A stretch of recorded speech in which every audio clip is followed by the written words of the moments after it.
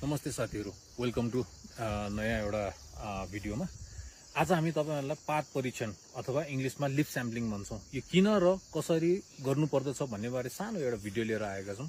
सर्वप्रथम पात परीक्षणले चाहिँ पोषण व्यवस्थापनको एउटा उपाय हो, जसले चाहिँ बिरुवाले कुन पोषक तत्व कति चाहिँ लिइरहेको छ भन्ने कुराको चाहिँ यसले हामीलाई ज्ञान दिँदछ।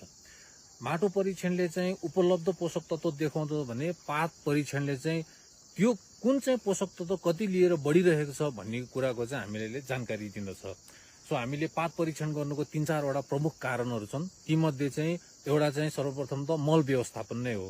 अर्को भनेको चाहिँ समयमै हामीले हाम्रो बोटको चाहिँ स्वास्थ्य चाहिँ कस्तो छ भनेर चाहिँ मूल्याङ्कन गर्नको लागि पनि पातको चाहिँ हामीले परीक्षण गर्छौं। अर्को भनेको चाहिँ अनावश्यक मलको खर्च पनि पात परीक्षणबाट चाहिँ हामीले घटाउन सक्दछौं।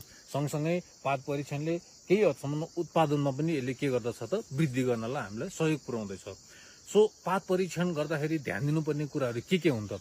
सर्वप्रथम एक नासले बढेका पातहरू चाहिँ हामीले लिनु पर्दछ। बढेका तर एकदम विकसित भएका यी खालका पातहरू चाहिँ हामीले के गर्नुपर्दछ त संकलन गर्नुपर्दछ।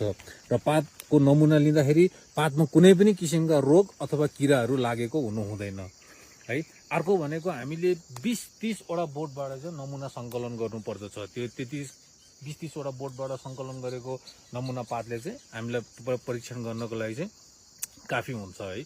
अर्को भनेको चाहिँ हामीले नमुना संकलन गरिसकेपछि ती पातहरूलाई चाहिँ सफा कपडामा बेरेर ओसिलो घाम नलाग्ने ठाउँमा राख्नु पर्दछ र जति सक्दो चाँडो चाहिँ हामीले ल्याबमा पठाउनु पर्ने हुन्छ है। ती भए चाहिँ यो हामीले पात संकलन गर्दाखेरि नमुना लिँदाखेरि ध्यान दिनुपर्ने कुराहरू। सो हामीले वर्षमा एकचोटि चाहिँ पातको परीक्षण गर्न एकदमै महत्त्वपूर्ण छ। सो पात परीक्षण गर्नको लागि पनि असार साउनको महिना चाहिँ झन् एकदमै उपयुक्त मानिन्छ। धन्यवाद।